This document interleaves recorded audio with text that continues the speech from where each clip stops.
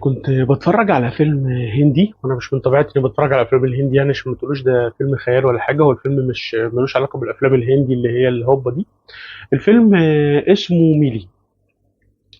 هو الفيلم ده بيحكي عن قصة بنت حصل لها مشكلة في شغلها واتحبست في تلاجة، قصة كده يعني ايه لطيفة. انا دايما بحب افلام السرفايفل دي، اللي هي بيحصل للبطل مشكلة ويفضل يحاول يقاوم المشكلة دي عشان يعيش ويكمل.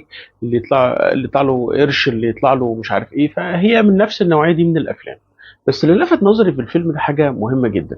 البنت اللي كانت بطلة الفيلم كانت شغاله في مول. المول ده كان بيقف على الباب بتاعه واحد بتاع امن.